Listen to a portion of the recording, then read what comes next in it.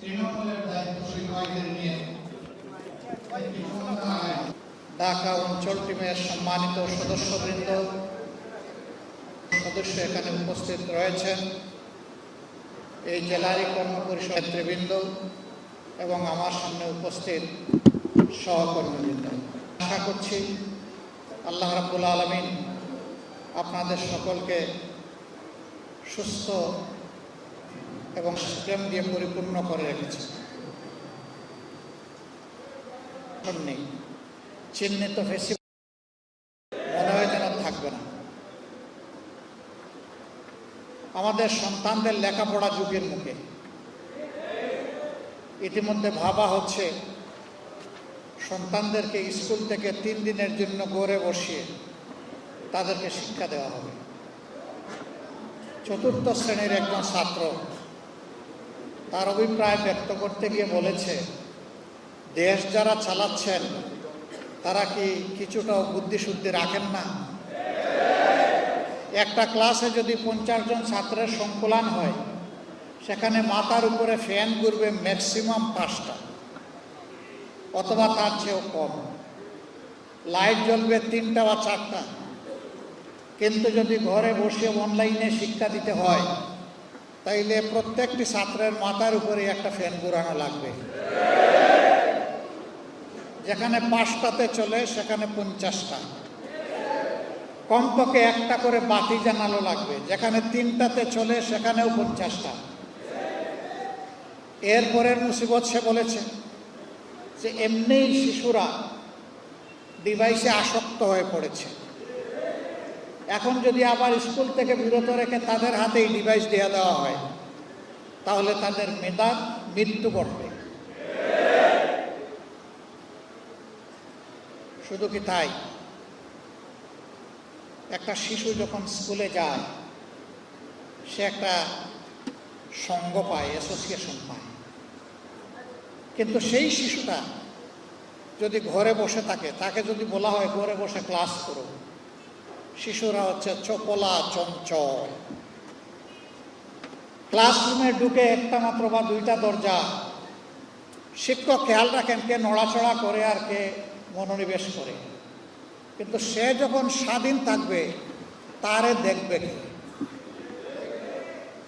সে যদি ডিভাইস টেবিলের উপরে ফেলে রেখে গিয়ে খেলতে লাগে, তাও তো করার কিছু নেই। ঘুমাইয়া পড়ে, তাও করার কিছু নেই। যদি তারা খুনসুটি খেলে ভাই বোনেরা, তাও করার কিছু নেই। এইভাবে মেধার অপমৃত্যু ঘটবে। অথচ আশ্চর্য, আমরা যখন সংসদে জিজ্ঞাসা করছি যে সমস্যাটা এখন বিশ্বব্যাপী চলছে, এটা বাংলাদেশের সৃষ্ট নয়, আমরা বলছি যে আমরাও সহযোগিতা করতে চাই সমস্যা উত্তরণে। সরকার বলে কোনো সমস্যাই নেই। এমনভাবে বিবৃতি দেওয়া হয় সংসদের ভিতরে, মনে হয় যেন সমস্যা তো নাই, বরঞ্চ উদ্বৃত্ত তেলের উপর ভাসছে বাংলাদেশ। লজ্জা। আমরা জিজ্ঞেস করেছি, তাই যদি হয় তাহলে একজন গাড়ি চালক, একজন বাইক চালক কেন তাহলে পেট্রোল পাম্পের সামনে গিয়ে ঘন্টার পর ঘন্টা তাদেরকে অপেক্ষা করতে হয়? কিলোমিটারের পর কিলোমিটার কেন লাইনে থাকতে হয়? কেন তাদেরকে রোদে শুকাতে হয়? কেন তাদেরকে বৃষ্টিতে ভিজতে হয়? বাইক চালকরা বলছে, আগে 7-8 ঘন্টা দৌড়াদৌড়ি করতে পারতাম, এখন তেলের কারণে 3 ঘন্টাও বাইক চালানোর সময় পাই না। জনজীবনের সকল ক্ষেত্রে এই দুঃসহ যাতনা নেমে এসেছে। আর সরকার জাতিকে বলছে তেলের।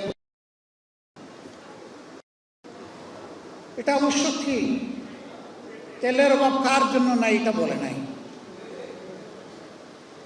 কারো কারো লোক ড্রাম ভর্তি করে নিজেদের ঘরে, বাঁশ জাড়ে, গোয়াল করে বিভিন্ন জায়গায় তারা তেল রেখে দিয়েছে। পাম্পে তেল পাওয়া যায় না, লেখা আছে তেল নাই, বন্ধ। কিন্তু ওখানে গেলে তেল পাওয়া যায়। 120 টাকা দামের তেল ওখানে গেলে 300 টাকায় পাওয়া যায়। এইভাবে জ্বালানির উপর পাওয়ার নির্ভরশীল। শুধু গাড়ির চাকা চলে না, শুধু ফ্যান ঘুরে না, শুধু বাতি জ্বলে না, এই জ্বালানিতে সমাজের চাকা চলে, মিল ফ্যাক্টরি ইন্ডাস্ট্রির চাকা চলে, পাবলিক ট্রান্সপোর্ট চলে। এটা লজ্জার ব্যাপার। সরকার কেন সবাইকে নিয়ে কুলামনে বসছে না? বাস্তব অবস্থা কেন তুলে ধরছে না? আমরা সবাই এই সংকট নিরসনের অংশীদার হতে চাই। আমরা তো সংকট তৈরি করতে চাই না, কিন্তু কি জানি শুধু একটা লুকোচুরি সব ব্যাপারে আমরা লক্ষ্য করি, কি একটা অস্পষ্টতা। আমরা সরকারকে আহ্বান জানাবো, এটা থেকে বের হয়ে আসো। আপনারাই বলছেন সবাই মিলে বাংলাদেশ, সবার আগে বাংলাদেশ, মিলে জিলে বাংলাদেশ। তো কোথায় সবাই মিলে বাংলাদেশ? তা তো আমরা দেখতে পাচ্ছি না। ইতিমধ্যেই সবাই মিলে বাংলাদেশ চ্যাপ্টার আউট হয়ে যাচ্ছে। আপনারা দেখেছেন একটা নির্বাচিত সরকার প্রতিষ্ঠিত হওয়ার পরে, ইন্টারিম গভর্নমেন্ট বা তার আগেও এইরকম প্রশাসকের ছড়াছড়ি ছিল। এখন সব জায়গায় প্রশাসক বসিয়ে দেওয়া হচ্ছে। সিটি কর্পোরেশন, মিউনিসিপ্যালিটি, উপজেলা পরিষদ, জেলা পরিষদ, পর্যায়ক্রমে আরও নিচে যাবেন কিনা উই ডোন্ট নো। সবাই মিলে বাংলাদেশ এতগুলা প্রশাসক নিয়োগ করলেন। এমনিই তো এটা হওয়া উচিত নয়, এমনিই সাংবিধানিক কারণে এটা বেআইনি। সংবিধানে লেখা আছে বাংলাদেশের সকল স্তরের স্থানীয় সরকারে শুধুমাত্র নির্বাচিত জনপ্রতিনিধিরাই দায়িত্ব পালন করবেন। আপনারা সব জায়গায় বসিয়ে দিচ্ছেন প্রশাসন, সব দলের লোক। কেউ কেউ জাতীয় সংসদ নির্বাচনে অংশগ্রহণ করেছেন, এখানে তারা সফল হননি, জনগণের ম্যান্ডেট পেতে সমর্থন পাননি। এখন তাদেরকে আরো বড় বড় জায়গায় বসাই দেওয়া হচ্ছে। আশ্চর্য। আপনারা বলেন সার্বভৌমত্ব জনগণের, এদেশের মালিক জনগণ। তো কোথায়? জনগণকে আপনারা তো গুরুত্ব দিচ্ছেন না। এই জনগণই তো 12 তারিখ ফেব্রুয়ারি মাসের 2টা ভোট দিয়েছিল, একটা জাতীয় সংসদে আর একটা গণভোটে হা। আপনারা ভিতরে ভিতরে না ছিলেন, কিন্তু প্রকাশ্যে আপনারাও হা বলেছেন। আপনারা এখন বলছেন জনগণ 51% আপনাদেরকে ভোট দিয়েছে। তো ওখানে যে জনগণ 70% ভোট দিয়েছে, 51 বড় না 68 বড়? আপনি 68 ভাগ জনগণের মতামতকে উপেক্ষা করছেন আর 51 ভাগের কথা বলছেন। এর নাম গণতন্ত্র? ওনারা বলছেন সংবিধানে গণভোট নাই। আমাদের প্রশ্ন, এই দলটির জন্ম যার হাতে, তার হাতেই প্রথম বাংলাদেশে গণভোট অনুষ্ঠিত হয়েছিল। তখন কি সংবিধানে সেই গণভোটের প্রভিশন ছিল? তখন যদি এটা জায়েজ হয়ে থাকে, এখন না জায়েজ হয় কিভাবে? জনগণের প্রয়োজন। গণভোট হচ্ছে কনস্টিটিউশনের উপরেও সুপ্রিম অথরিটি রাখে। জনগণের সুপ্রিম অভিপ্রায় হচ্ছে চূড়ান্ত সংবিধান। সম্মানিত বন্ধুগণ, তারপরে এরশাদ সাহেব একটা করেছেন, ওইটা নিয়ে কথা বলতে চাই।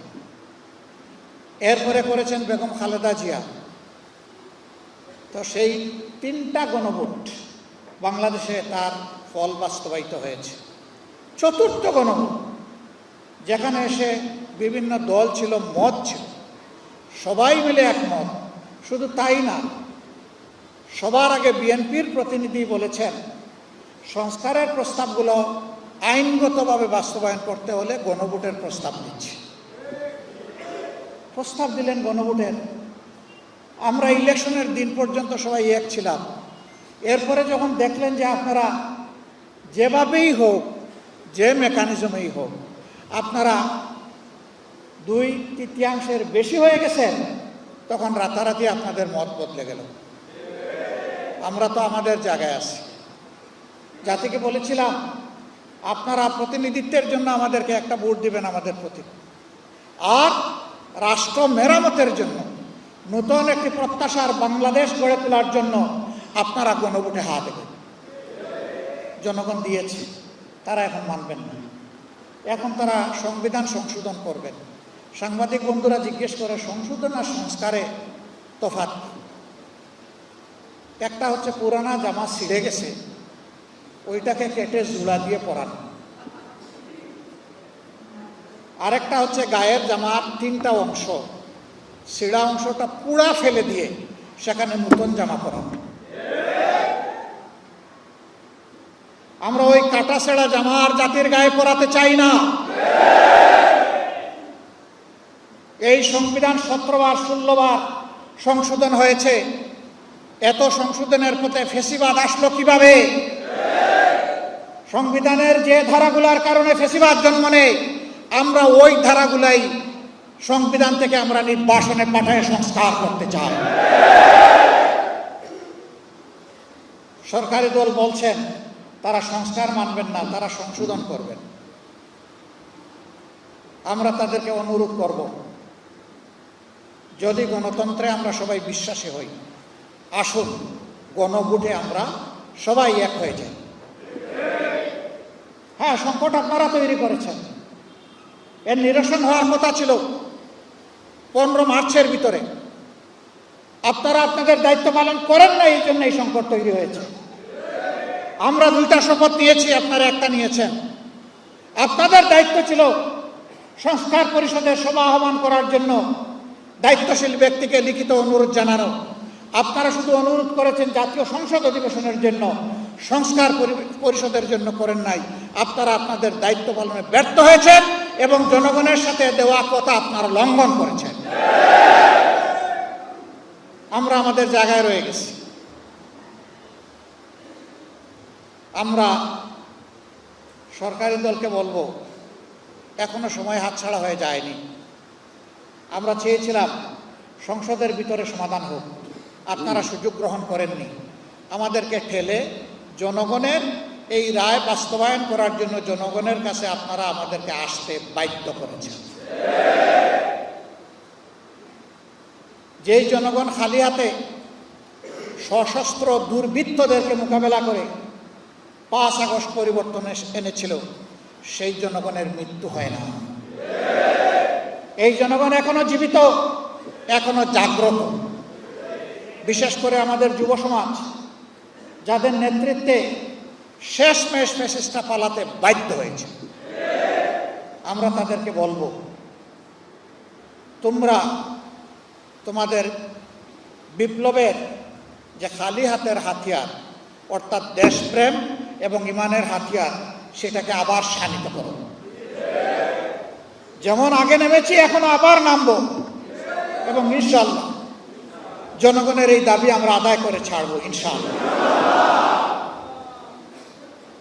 এ দাবি আদায় না হওয়া পর্যন্ত একটি ইনসাফ ভিত্তিক বাংলাদেশ গঠন করা অসম্ভব। ফ্যাসিবাদ একটা রোগ, নির্দিষ্ট রোগী মারা গেলেও ফ্যাসিবাদ মারা গেছে এটা বলতে পারবেন না। এটা একজন থেকে আরেকজনে সংক্রমিত হয় এবং সেই সংক্রমণ ইতিমধ্যে আমরা লক্ষ্য করছি। জনগণের রায়কে অবলীলায় অগ্রাহ্য, অপমান ও অস্বীকার করার নামই হচ্ছে ফ্যাসিবাদের সূচনা। আমরা দেশে আর ফ্যাসিবাদ চাই না। এখন যারা সরকারি দলে, তারাও বড় মজলুম ছিলেন, আমরাও বড় মজলুম ছিলাম, গোটা জাতি মজলুম ছিল। আমরা সাবেক এবং বর্তমান সকল মজলুমকে বলবো, আসুন আমরা আবারও জুলুমের বিরুদ্ধে ঐক্যবদ্ধ হই। ইনশাআল্লাহ জনগণের ন্যায্য অধিকার জনগণের হাতে তুলে দেওয়া পর্যন্ত 11 দল এবং বাংলাদেশ জামাতে ইসলামের লড়াই অব্যাহত থাকবে। আমাদের বিশ্রাম নেওয়ার কোনো জায়গা এটি নয়, দুনিয়া লড়ে যাওয়ার জায়গা।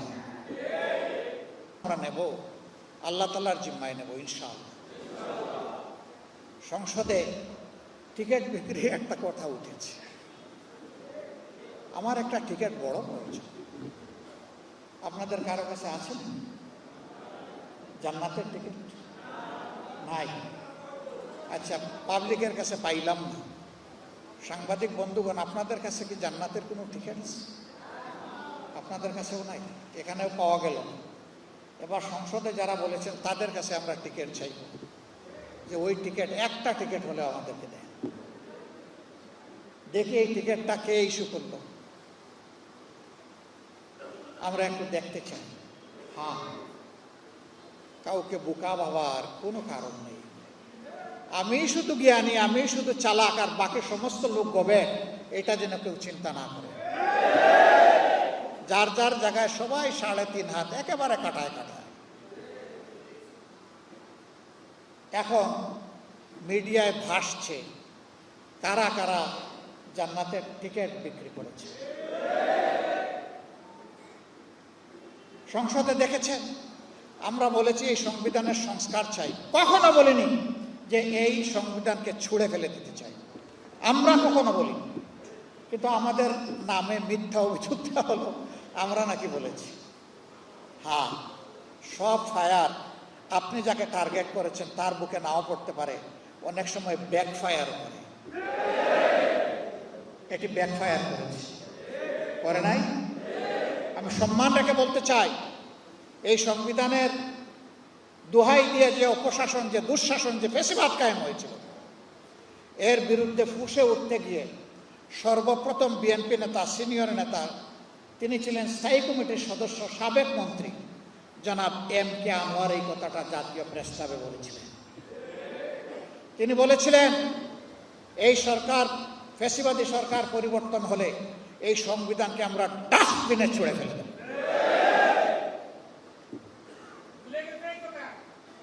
তারপরে আপনারা দেখেছেন, বেগম খালেদা জিয়া নিজেই বলেছেন, জনগণের সরকার প্রতিষ্ঠিত হলে এই সংবিধানকে ছুঁড়ে ফেলে দেওয়া হবে।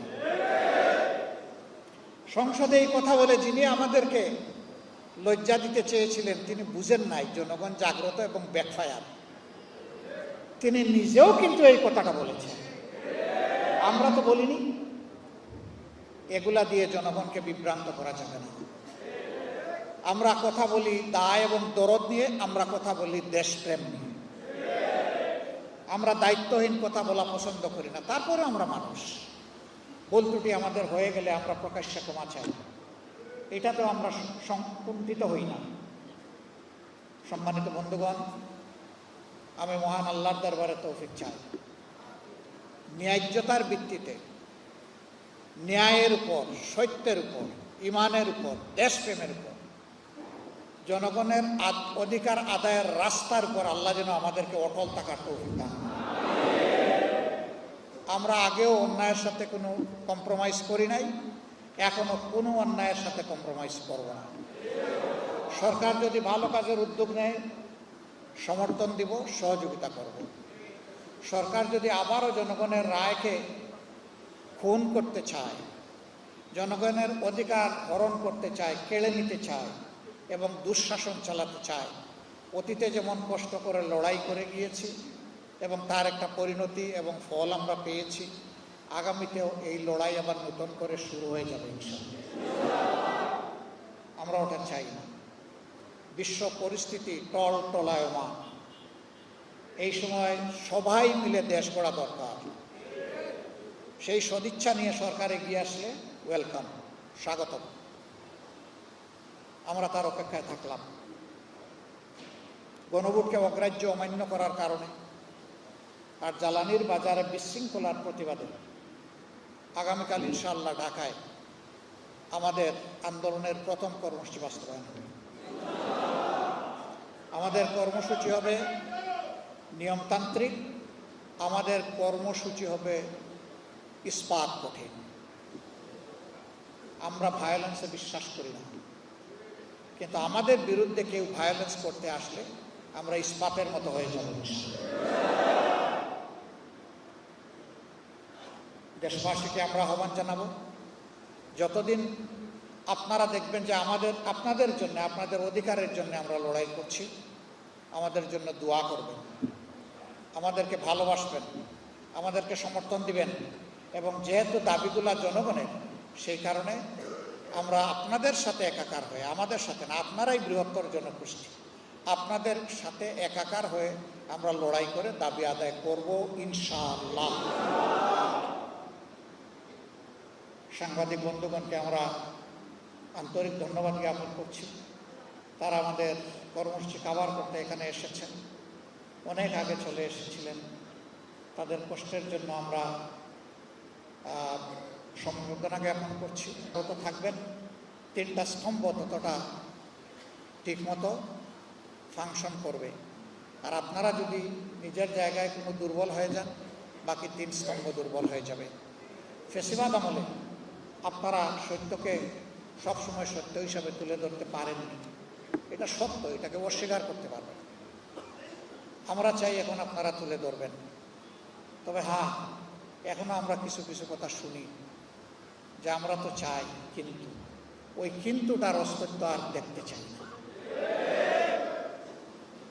আমরা চাই বিচার বিভাগ স্বাধীন, আমরা চাই সাংবাদিক জগৎ স্বাধীন, আমরা চাই দুর্নীতি দমন কমিশন স্বাধীন, আমরা চাই মানবাধিকার কমিশন স্বাধীন।